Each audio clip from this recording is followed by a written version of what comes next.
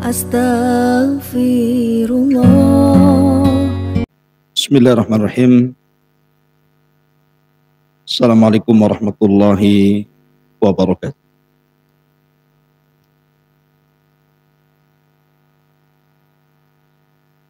Alhamdulillah wassalatu wassalamu ala Rasulillah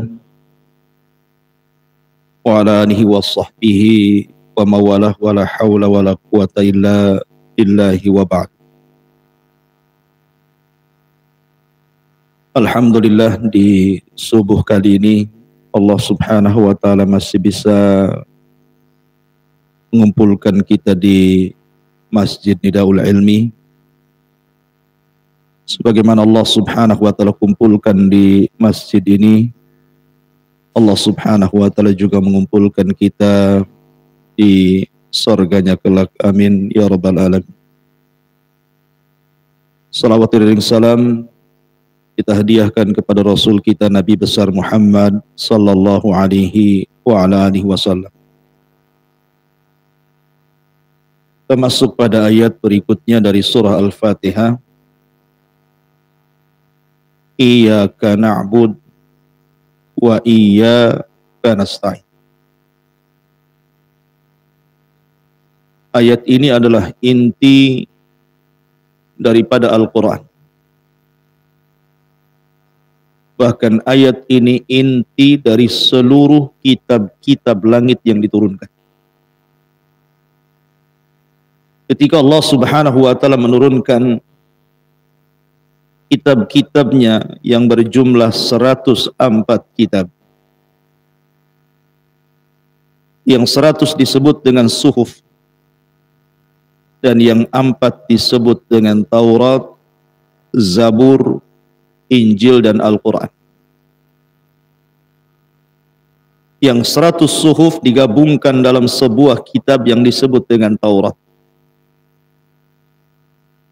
Kemudian yang 100 suhuf dan Taurat digabungkan dalam kitab Injil. Dan yang 100 kitab Injil, bahkan Zabur dan Taurat, disatukan oleh Allah subhanahu wa ta'ala di dalam kitab yang kita kenal dengan Al-Quran. Kemudian Al-Quran digabungkan dalam satu surat yang disebut dengan suratul Fatihah. Dan surah Al-Fatihah itu digabungkan dalam satu inti, Iyyaka na'bud wa iyyaka nasta'in. Jadi ayat ini ayat yang agung, karena terkandung seluruh kitab-kitab langit, mulai daripada suhuf, kemudian Taurat, kemudian Zabur, kemudian Injil, kemudian Al-Quran, tergabung dalam ayat Iyyaka na'bud wa iyyaka nasta'in. Ayat yang sangat mulia. Allah subhanahu wa ta'ala letakkan kalimat Iyyaka na'bud wa iyyaka nasta'in di pertengahan surah Al-Fatihah. Sebelumnya 3 ayat dan setelahnya juga 3 ayat.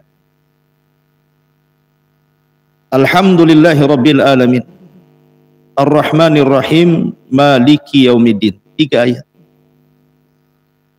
Kemudian Iyyaka na'bud wa iyyaka nasta'in.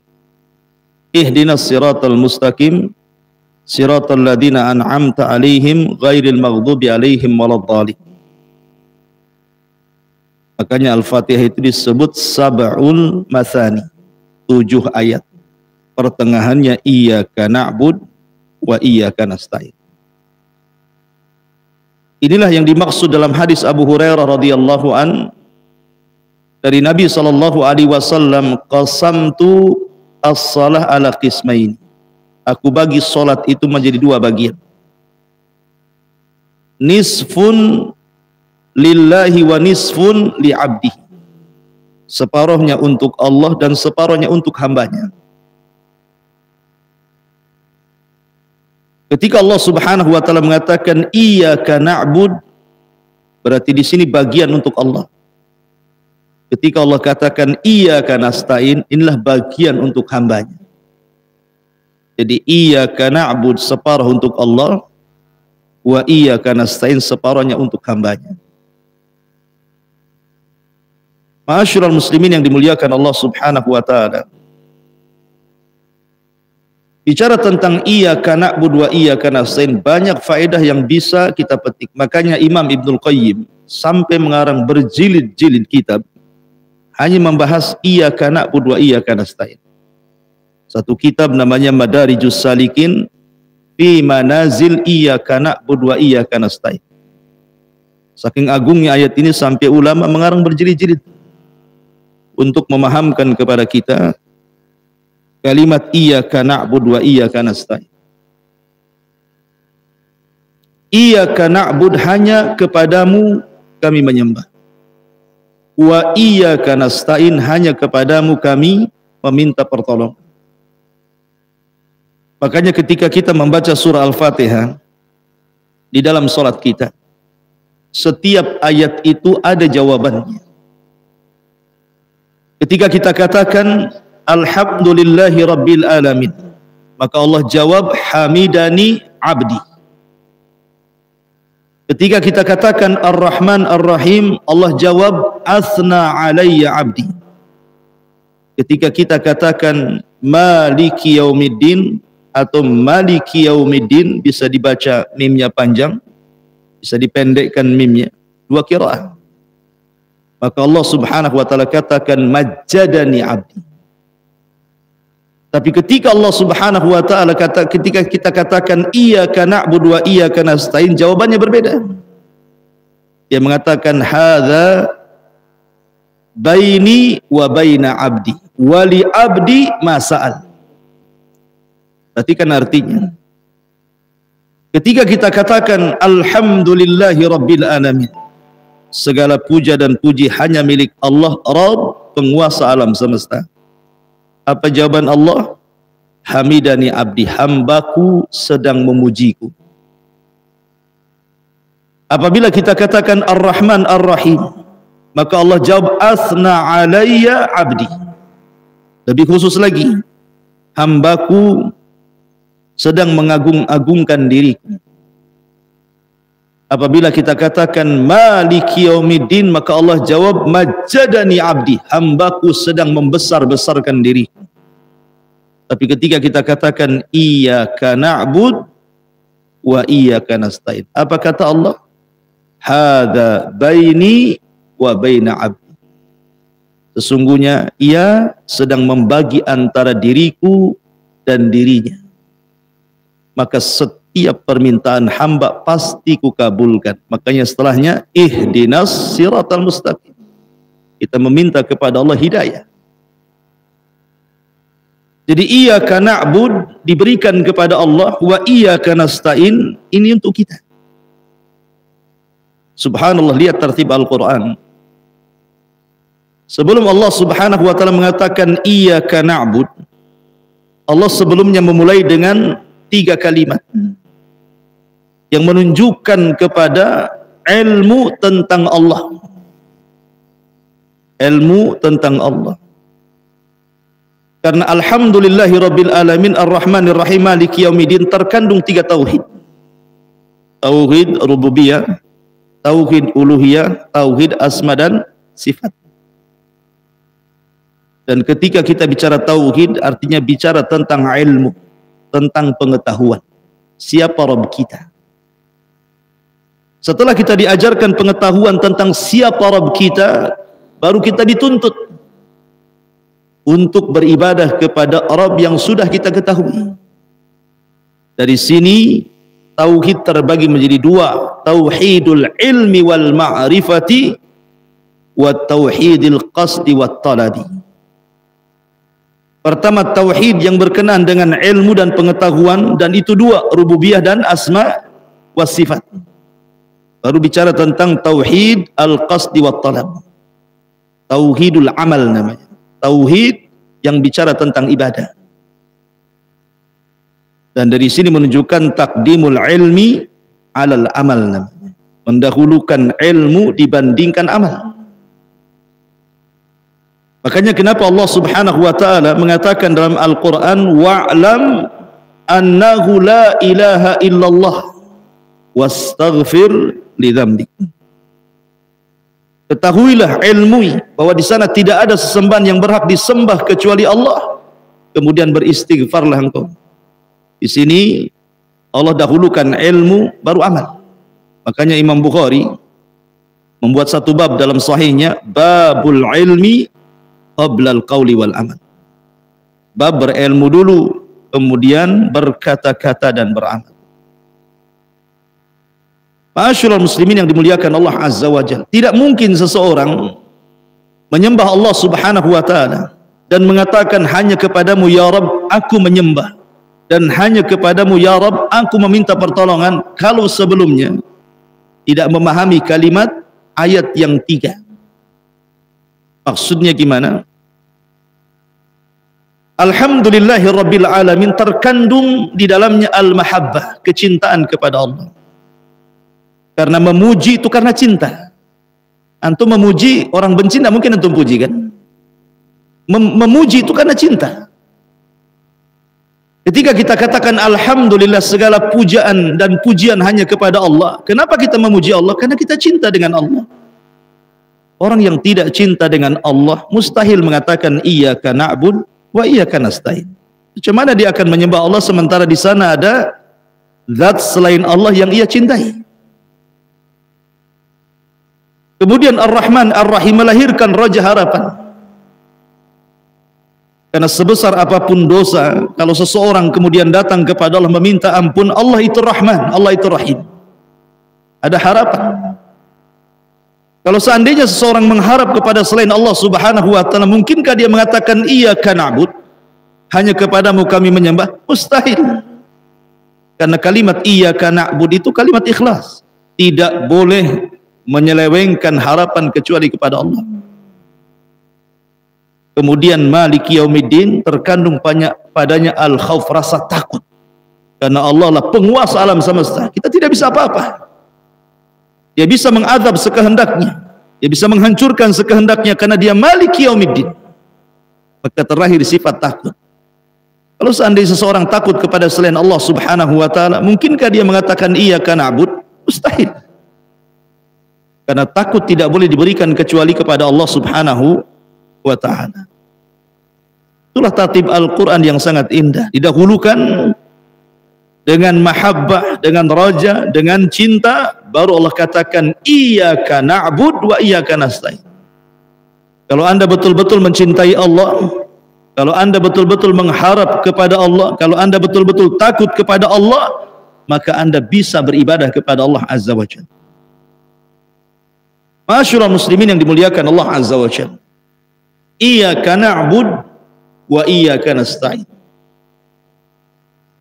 Kalimat iyyaka na'bud wa iyyaka nasta'in terdapat obat bagi kita selaku hamba Allah Azza wa Jalla.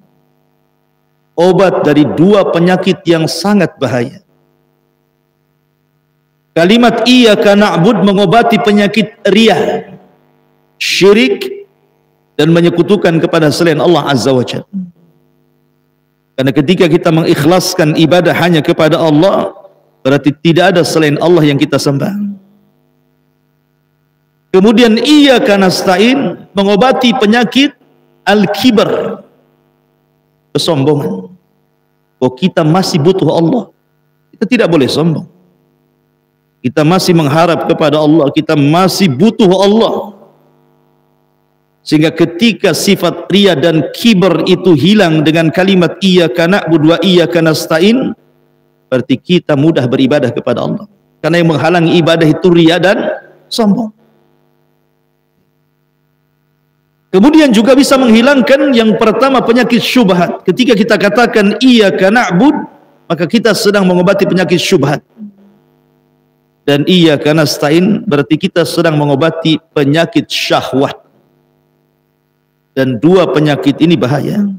Satu dari syaitan dan satu dari jiwa kita sendiri. Syubhat datang dari syaitan. Dan cara melawan syaitan hanya dengan ibadah. Kalau anda membaca Quran, setan lari. Kalau anda berzikir, setan lari. Kalau anda salat, setan benci. Hanya dengan ibadah kita bisa mengusir syaitan. Kemudian syahwat yang datang dari jiwa, syahwat tidak ada kaitan dengan syaitan. Dan Allah yang mengatakan wa innan nafsala ammaratun bisu. Sesungguhnya jiwa itu selalu merintahkan keburukan. Seandainya seseorang tidak digoda syaitan pun, orang bisa sesat dengan hawa nafsunya. Inilah yang melahirkan penyakit syahwat. Keinginan untuk berzina, keinginan untuk minum khamar, keinginan untuk membunuh, keinginan begitu seterusnya. Syahwat. Ingin dunia, ingin kesenangan, itu syahwat artinya. Dan ini merusak akhlak. Kalau syubhat merusak agama. Nah, kalimat iyyaka nasta'in, kita meminta pertolongan kepada Allah agar hati kita ini istiqamah, agar hati kita tidak merubah, tidak mudah berubah gitu ya, sehingga kita mudah mengikuti hawa nafsu. Dan hanya dengan pertolongan Allah hati kita akan istiqamah. Ya muqallibal qulub, tsabbit qalbi ala ta'atik. Zat yang membolak-balikan hati, tetapkan hatiku di atas ketaatan kepada. Ma'asyiral muslimin yang dimuliakan Allah Subhanahu wa taala. Iyyaka na'bud wa iyyaka nasta'in. Allah Subhanahu wa taala mendahulukan ghayah dibandingkan wasilah. Ghayah itu tujuan. Wasilah itu perantara. Iyyaka na'bud ini ghayah namanya. Tujuan diciptakan kita untuk apa? Ibadah. Wa ma khalaqtul jinna wal insa illa liya'budun. Ini tujuan kita diciptakan. Bahkan bukan tujuan kita saja diciptakan, semua alam semesta, mulai dari langit, bumi, alam semesta, galaksi-galaksinya, termasuk malaikat, jin dan manusia, termasuk juga binatang-binatangnya.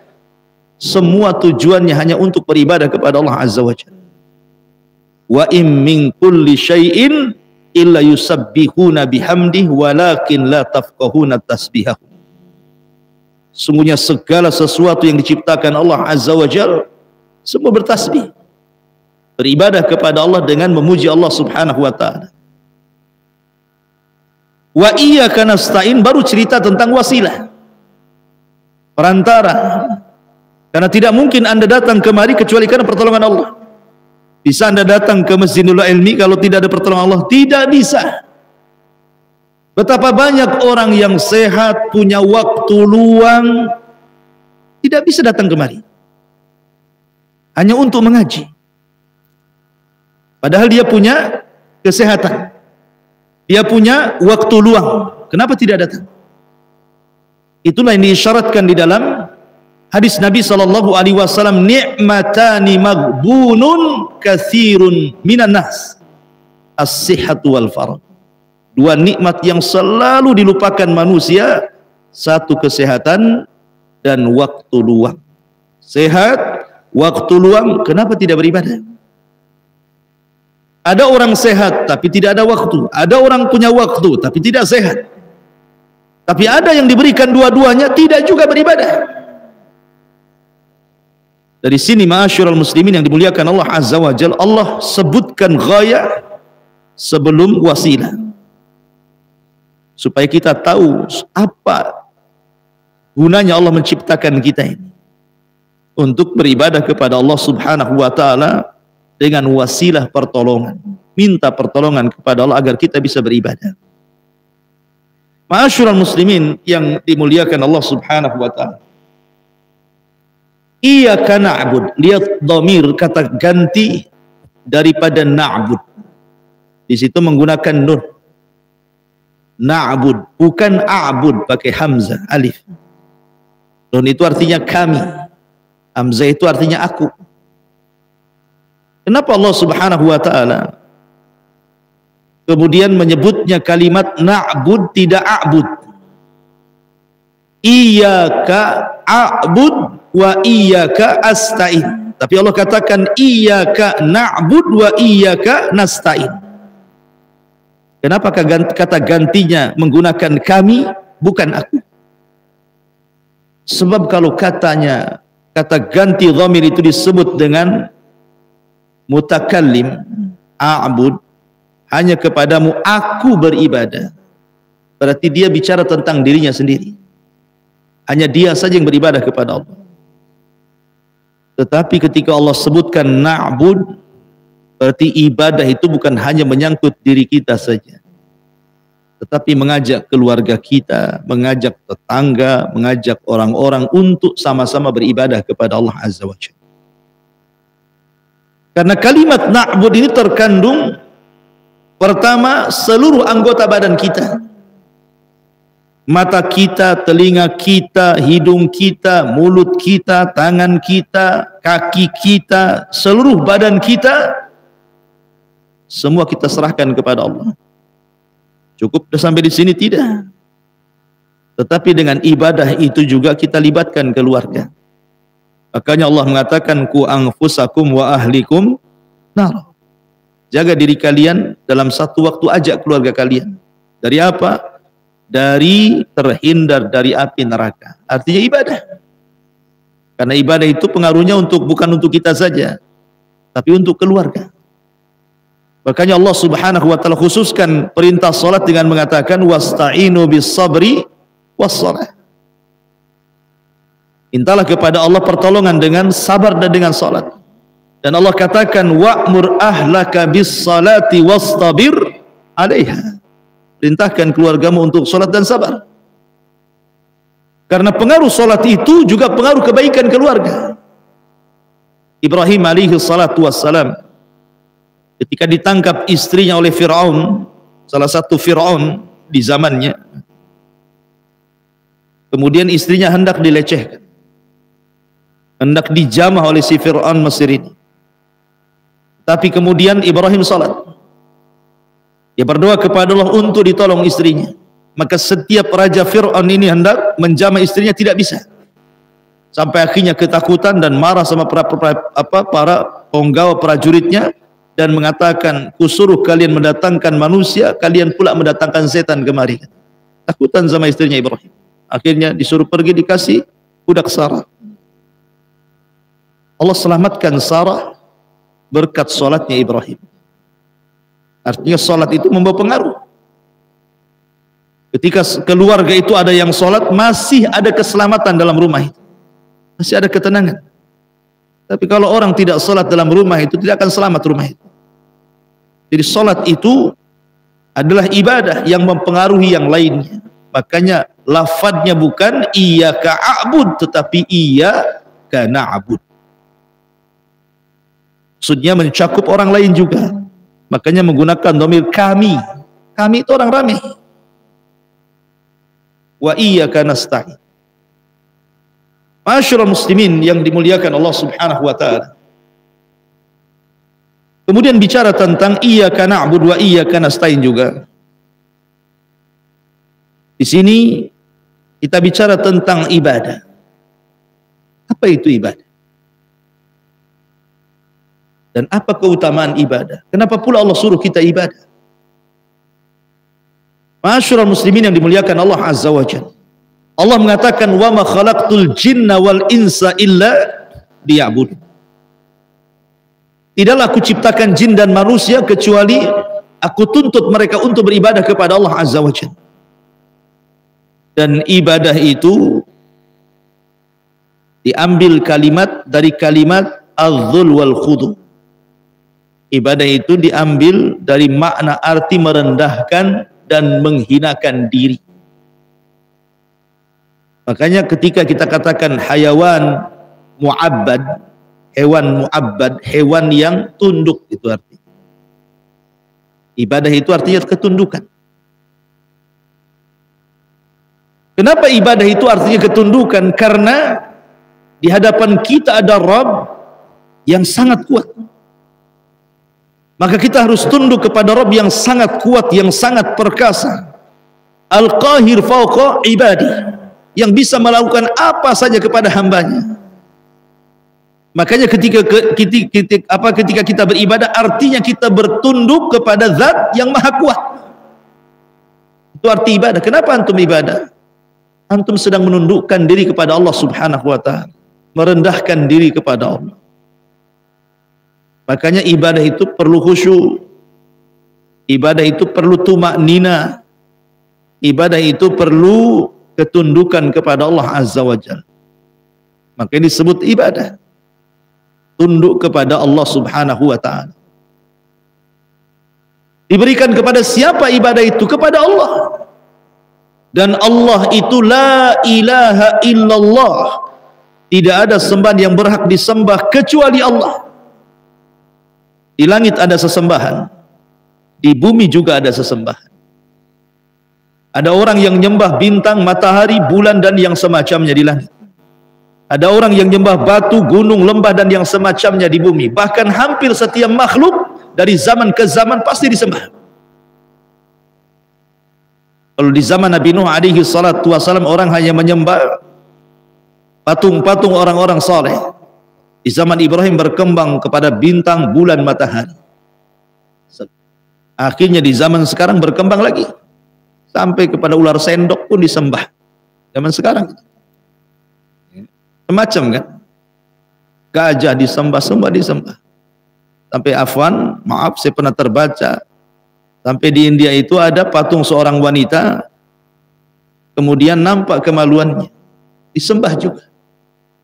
Alasannya dari situ keluar orang-orang baik. Dia tidak tahu Fir'aun juga keluar dari situ. Artinya bahwa sampai ada orang yang seperti itu. Maka ketika kita katakan la ilaha fis sama, la ilaha fil ardi, tidak ada sesembahan di langit, tidak ada sembahan di bumi, tidak ada sembahan di alam semesta ini illallah, kecuali Allah Subhanahu wa ta'ala. Dan Allah bukan bagian daripada sesembahan. Maksudnya begini, karena ada orang yang memahami bahwa Allah itu bukan orang Arab, seolah-olah apa? Allah itu bagian sesembahan yang dikeluarkan. Bukan begitu pemahamannya. Jadi ketika kita katakan la ilaha, kita ambil semua sesembahan, kemudian kita masukkan ke koper, kita kunci, ambil satu, yang ini dibuang. Bukan begitu pemahamannya. Allah itu bukan bagian dari sesembahan yang dikecualikan. Sesembahan. Allah. Nggak ada kaitan antara Allah dengan sesembahan yang disembah manusia. Kalimat pengecualian la ilaha illallah, kalau saya sederhanakan biar antum paham, bukan berarti kita comot semua Tuhan yang disembah selain Allah, ya mataharinya, ya bulannya, ya patungnya, kemudian setelah itu kita ambil, ini buang, ini tetapkan. Bukan begitu. Allah berbeda dengan ma'bud, sesembahan-sesembahan yang disembah selain daripada Allah. Dia bukan bagian daripada itu. Dia tersendiri. Makanya Allah mengatakan la ilaha fa'lam annahu la ilaha illallah. Dan Allah badal daripada kalimat hak yang muqaddar yang disembunyikan. La ilaha haqqun illallahu. Namanya la dalam ilmu bahasa Arab ada isim la, ada khobar la. La ilaha, ini isim la. Mana khobarnya? Makhdhuf, haqqun. Tidak ada sembahan yang berhak disembah, itu pengertiannya. Kemudian badal hak adalah Allah. Jadi dia bukan bagian daripada makhluk, dia tersendiri. Ma'asyiral muslimin yang dimuliakan Allah Subhanahu wa ta'ala,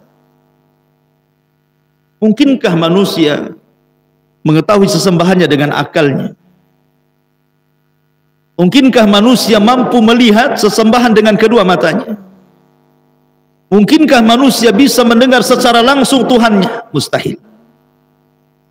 Tetapi walaupun demikian, Allah Subhanahu wa ta'ala mengetahui hamba-hambanya. Lalu kenapa Allah Subhanahu wa ta'ala menutup diri dari hambanya? Allah menutup diri dari hambanya sehingga hamba tidak bisa mendengar langsung, tidak bisa melihat langsung, tidak bisa membayangkan secara langsung, karena rahmat, kasih sayang Allah Subhanahu wa ta'ala kepada kita. Sebab kalau seandainya Allah Subhanahu wa ta'ala buka tabirnya, di mana hijabuhun nur, dalam riwayat hijabuhun nar, di mana Allah Subhanahu wa taala punya hijab yang hijabnya cahaya, dalam riwayat hijabnya itu api. Kalau seandainya hijab itu tersingkap, la akhraqat ma bainas samawati wal ard, akan terbakar langit dan bumi. Ketika Allah hijabi dirinya dengan cahaya, ini bentuk rahmat. Coba bayangkan kalau hijab itu terbuka, habis kita. Jadi kasih sayang Allah yang membuat dia terhalang antara kita dengan Allah Subhanahu wa taala. Musa alaihi salatu wassalam pernah meminta agar Allah diperlihatkan. Tapi apa jawaban Allah? Lan tarani, tidak bisa melihat.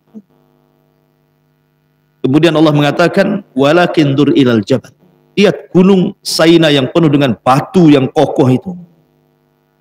Kalau aku akan tampakkan diriku pada gunung itu, fa in istaqarra makanah, kalau gunung itu tetap tidak hancur, fasaufa tarani, kau bisa melihat. Apa yang terjadi? Falamma tajalla rabbuha lil jabali ja'alahu dakka wa sara Musa sa'iqa. Ketika Allah menampakkan dirinya ke gunung itu, hancur lebur gunung itu. Musa pun pingsan. Kemudian Musa bangun dan mengatakan, tubtu ilaika ya Rabb, aku tobat kepadamu. Aku nggak akan minta lagi agar engkau memperlihatkan dirimu kepadaku. Kalau gunung penuh dengan batu saja bisa hancur, kita ini tulang daging apalah kita ini. Artinya ketika Allah terhalangi antara dia dengan kita, itu rahmat dari Allah. Bani Israel ketika minta kepada Nabi Musa, lan nu'mina laka hatta narallaha jahra fa akhadatkumus sa'iqatu wa antum tanzur. Ya Musa, kami tidak akan beriman dengan kenabianmu sampai kami melihat Allah, katanya. Datang halilintar menyambar mereka, mati semua. Jadi terhalangnya Allah Subhanahu wa taala sehingga kita tidak bisa mendengar langsung, melihat langsung, membayangkan langsung. Itu semua rahmat dari Allah Subhanahu wa taala, kasih sayang Allah kepada kita. Makanya Aisyah radhiyallahu anha mengatakan, siapa yang mengatakan anna Nabiyya sallallahu alaihi wasallam ra'a rabbahu, siapa yang mengatakan Rasul Muhammad SAW melihat Rabbnya pada peristiwa Isra dan Mi'raj, maka dia telah melakukan ucapan dusta. Tidak, Rasul tidak pernah melihat Allah. Ketika Rasul sallallahu alaihi wasallam dari riwayat Ibnu Abbas radhiyallahu anhu ditanya, apakah engkau melihat Rabbmu ya Rasul dalam peristiwa Mi'raj? Maka Rasul mengatakan, nurun inni ara, dalam riwayat nurun anna ara, cahaya yang kulihat. Hanya hijabnya yang dilihat. Karena Allah Subhanahu wa taala mustahil terlihat di bumi. Mustahil. Makanya pemahaman melihat Allah Subhanahu wa taala terbagi menjadi tiga. Ada orang-orang yang gulu ekstrim, bisa melihat Allah di bumi, dan ini para pendusta. Seperti yang terjadi di Batam dulu. Bayar 500.000, masuk ke dalam kamar, tengok jolang isi air, komat kamit, nanti tengok Allah di situ. Gulu, mana bisa Allah dilihat di jolang? Pendusta. Musa saja tidak bisa, apalagi Anda. Rasul saja tidak bisa melihat Allah, kok pula ngaku-ngaku bisa melihat Allah? Ada orang yang menafikan Allah tidak mungkin dilihat di dunia akhirat, Mu'tazilah. Akal yang bicara, mustahil. Tapi ahli sunnah wal jamaah mengatakan, ya di dunia Allah tidak bisa dilihat, tapi di akhirat Allah akan menampakkan dirinya, dan itu nikmat terbesar yang Allah anugerahkan kepada penduduk sorga, ru'yatullah, mereka mampu melihat Allah. Ketika Allah Subhanahu wa taala mengatakan, saluni ma syi'tum fahada yaumun mazid, mintalah segala sesuatu wahai penduduk sorga, ini hari tambahan nikmat untuk kalian. Penduduk sorga mengatakan, ya Rabb, alam tubayyid wujuhana wa tubaiduna anin nar wa tudkhilanal jannah. Ya Rabb, bukankah kau sudah memutihkan wajah kami, sudah mengeluarkan kami dari neraka dan masukkan ke dalam sorga? Cukup ya Rabb, tidak perlu lagi. Tapi Allah mengatakan, Allah karim, saluni ma syi'tum, minta sesuatu kepadaku. Maka mereka bergerak kepada Adam alaihi salatu wassalam, ya Adam, apa yang harus kita minta kepada Allah? Maka Adam mengatakan kepada penduduk sorga, ya ahlal jannah, salullaha ridha, mintalah keridhaan Allah azza wa jalla. Fa inna Allah in sakhita alaikum akhrajakum kama akhrajani minal jannah. Kalau Allah sampai murka kepada kalian, kalian akan dikeluarkan dari sorga sebagaimana dulu aku pernah dikeluarkan dari sorga karena kemurkaannya. Minta keridhaannya supaya kalian tidak dikeluarkan lagi. Kemudian mereka mengatakan, ya Rabb, nas'alu ridhaka, kami meminta keridhaan dan Allah kabulkan. Kemudian Allah Karim tetap meminta, saluni ma syi'tum, minta lagi. Mereka mengatakan, ya Allah, apa yang harus kita minta? Semua sudah dicukupi di sorga, apa yang harus kita minta lagi? Akhirnya mereka minta kepada Nabi Musa, ya Musa, apa lagi yang harus kami minta? Maka Musa mengatakan, salullah, mintalah kepada Allah agar kalian bisa melihat wajahnya. Karena aku pernah meminta di dunia, dia pun mengatakan lantarani, tidak bisa melihat. Maka penduduk surga meminta kepada Allah agar diperlihatkan wajahnya. Ketika Allah subhanahu wa ta'ala menyingkap tabir cahaya dan tabir apinya itu, semua penduduk surga melihat Allah. Mereka pun mengatakan, demi Allah tidak ada nikmat yang lebih besar dibandingkan melihat Allah subhanahu wa ta'ala. Itulah tambahan nikmat yang melebihi nikmat semua penduduk surga, ru'yatullah. Tapi di dunia tidak mungkin Allah terlihat. Sekali lagi, kenapa Allah hijabi dirinya dengan kita? Supaya kita merasakan rahmat Allah subhanahu wa ta'ala. Disitulah perlunya kita ilmu tentang Allah, karena Allah tidak bisa terlihat masalahnya. Allah tidak bisa didengar langsung suaranya oleh kita. Allah tidak bisa dibayangkan. Makanya kita harus paham siapa Tuhan kita, dan Allah sudah memahamkan siapa dirinya. Diutuslah Nabi SAW, diturunkan Al-Quran untuk memahamkan siapa dirinya. Nabi SAW datang dengan keterangan-keterangan menjelaskan siapa Tuhan kita, sehingga Tuhan tidak bisa dibayangkan, Tuhan tidak bisa dilihat secara langsung, Tuhan tidak bisa didengar, Tuhan tidak bisa dipikirkan. Tuhan itu dipelajari. Makanya orang barat, ketika tidak ada yang membimbing mereka tentang siapa Tuhannya, liarlah otak mereka ketika menggambarkan siapa Tuhan. Seperti orang barat ketika menggambarkan alien, gak pernah mereka itu melihat alien. Tapi mereka bayangkan, oh jangan-jangan alien itu seperti ini. Dibuatlah telinga panjang, dibuatlah taring, dibuatlah besar kepala, macam-macam. Melihat aja gak pernah. Antum dibohongi oleh Hollywood. Gak ada orang itu lihat alien. Itu khayalan. Karena bagi orang yang tidak pernah melihat kemudian menggambarkan, itu semua khayalan. Dihayalkan kayak sesuai dengan yang dilihat, sesuai yang didengar, sesuai yang dipikirkan. Digambarlah alien. Jumpa pun tidak Anda dengan alien. Begitulah walillahil matsalul a'la. Ketika seseorang tidak dibimbing ketika menerapkan siapa Tuhannya, akhirnya liar ketika menggambarkan siapa Tuhannya. Bermunculanlah berbagai macam Tuhan-Tuhan yang jauh daripada ketuhanan. Muncullah istilah jangan-jangan Tuhan itu kayak manusia. Dibuatlah Tuhan manusia. Jangan-jangan bukan hanya manusia, tangannya banyak. Dibuatlah Tuhan tangan banyak. Jangan-jangan Tuhan itu ada belalainya. Dibuatlah Tuhan gajah. Begitu ya? Karena terlampau liar otaknya. Oh bukan, Tuhan itu bukan manusia, Tuhan itu binatang. Dibuatlah ular sendok tadi, dibuatlah patung gajah, dibuatlah patung ini, patung itu. Yang lain mengatakan tidak, dia bukan binatang, bukan manusia. Akhirnya apa? Oh mungkin dia pohon, akhirnya nyembah pohon. Mungkin dia semacam tumbuh-tumbuhan, akar disembah. Liar kan? Ketika seseorang liar menggambarkan siapa Tuhannya, karena tidak ada yang membimbing masalahnya, maka ketika salah menetapkan siapa Tuhannya, maka akan salah pula ketika menyembahnya. Karena sudah salah dari awal. Ketika puncaknya salah, pasti bawahnya salah. Anda kalau menetapkan Tuhan sudah salah, pasti salah cara menyembahnya. Yang lain mengatakan nyembah Tuhan, oh Tuhan itu perlu buah-buahan, dia suka buah-buahan. Taruhlah jeruk, apel, yang nyembah Tuhan. Oh enggak, Tuhan tidak suka apel, Tuhan itu suka lidi yang dibakar. Lidi dibakar, nyembah Tuhan. Gitu ya. Kemudian, oh enggak itu, Tuhan tidak suka itu. Suka apa? Macam-macam lah dibuat kesukaan Tuhan sesuai dengan cara berpikirnya kan. Alhamdulillah ikhwan, kita ini dapat hidayah.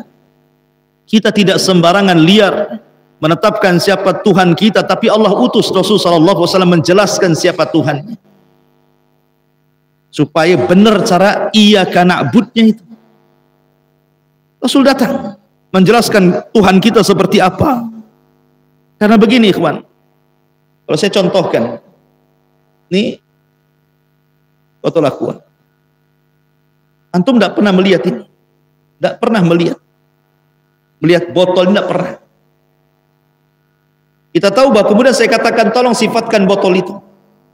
Antum tidak pernah melihat. Maka ada 3 kemungkinan. Antum bisa mensifatkan karena ada kembarannya. Antum pernah melihat kembarannya, maka antum bisa mensifatkan botol yang tidak pernah antum lihat karena pernah melihat yang semisalnya. 1. Yang kedua, atau antum pernah melihat langsung. Yang ketiga, atau antum diceritakan orang lain tentang botol itu. Kan cuma 3 itu saja kan. Pertama, antum melihat langsung, antum bisa mensifatkan. Atau tidak pernah melihat langsung, antum bisa melihat kembarannya. Atau tidak melihat langsung, tidak melihat kembarannya, orang yang bicara soal botol itu. Cuma 3 ini saja. Kita terapkan kepada Allah, walillah matsalul a'la. Pertama, kita tidak pernah melihat Allah. Mustahil kita bisa menggambarkan Allah. Karena tidak pernah melihat. Bagaimana caranya? Yang kedua, Allah tidak punya kembaran. Karena Allah subhanahu wa ta'ala, qul huwallahu ahad. Allah itu ahad. Tidak ada syarikat bagi Allah. Sehingga kita tidak bisa menggambarkan Allah dengan melihat kembarannya. Karena kembarannya pun tidak punya. Bagaimana caranya menggambarkan Allah? Sehingga yang memungkinkan yang ketiga, ada orang yang bicara tentang Allah, yang dipercaya Allah, dia menyampaikan zatnya kepada kita. Siapa mereka? Para perantara. Siapa perantara? Para nabi, para rasul. Hanya itu yang memungkinkan kita mengenal Allah. Makanya diutuslah Rasul kepada kita. Makanya iyyaka na'bud itu punya 2 syarat. Syarat ikhlas dan ittiba.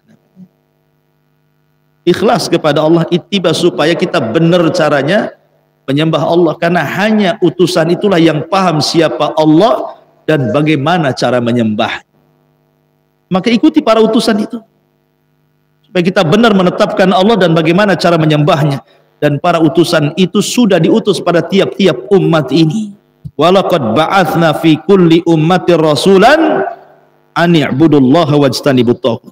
Dan kami utus pada tiap-tiap umat ini utusan. Seruan mereka, sembahlah Allah, jauhi sesembahan selain Allah alias taghut. Dan Allah utus kepada kita umat Islam Nabi SAW. Maka pelajari Allah dari Nabi kita dan pelajari bagaimana cara menyembah Allah dari Nabi kita. Makanya beriman kepada Rasul adalah pertama tasdiquhu fima akhbar. Kemudian yang kedua ta'atuhu fima amar. Kemudian yang ketiga wajtinabu ma naha anhu wajazar.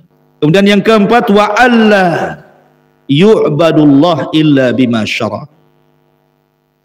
Benarkan apapun yang dihabarkan Nabi, laksanakan apapun yang diperintahkan Nabi, jauhkan apapun yang dilarang Nabi, dan jangan menyembah Allah kecuali dengan syariat Nabi. Karena hanya dia yang paling tahu siapa Tuhan dan bagaimana cara menyembah. Inilah makna iyyaka na'bud. Hanya kepada Allah subhanahu wa ta'ala kita menyembah Allah subhanahu wa ta'ala. Ma'asyiral muslimin yang dimuliakan Allah azza wa jalla. Adapun arkanul ibadah, sudah saya jelaskan tadi bahwa rukun ibadah itu 3.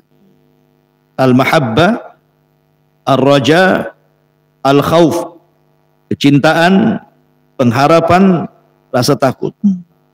Kenapa demikian? Ada istilah ulama yang sangat bagus sekali. Ma'asyiral muslimin yang dimuliakan Allah Subhanahu wa taala, apa kata para ulama? Man 'abadallaha bil hubbi wahdah. Barang siapa yang hanya menyembah Allah dengan cinta saja, fahuwa zindik, maka dia zindik. Wa man 'abadahu bir raja'i wahdah, fahuwa murji. Siapa yang menyembah Allah dengan harapan saja, maka sama dengan murji'ah.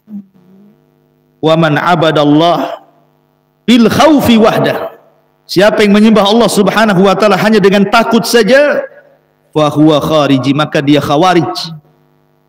Wa man 'abadallah bil khaufi wal hubbi war raja fahuwa mu'minun muwahhid, maka dia seorang mukmin yang mentauhidkan Allah. Orang khawarij hulu terhadap ayat-ayat Al-Quran yang berkaitan dengan al-wa'id, ancaman. Makanya dia mudah mengkafir-kafirkan orang, karena yang dibaca hanya ayat-ayat ancaman saja. Ketika Allah Subhanahu wa taala mengatakan wa man qatala mu'minan muta'ammidan fajaza'uhu jahannam khalidan fiha, siapa yang membunuh seorang mukmin secara sengaja, wa man qatala mu'minan muta'ammidan fajaza'uhu jahannam, jahannam tempatnya, khalidan fiha, kekal di dalamnya. Hanya itu yang dibaca, ayat-ayat wa'id, ancaman saja. Makanya kemudian akhirnya dia ekstrim, mudah mengkafirkan orang. Ketika melanggar sedikit saja, kafir neraka, kafir neraka, kafir neraka. Itulah khawarij.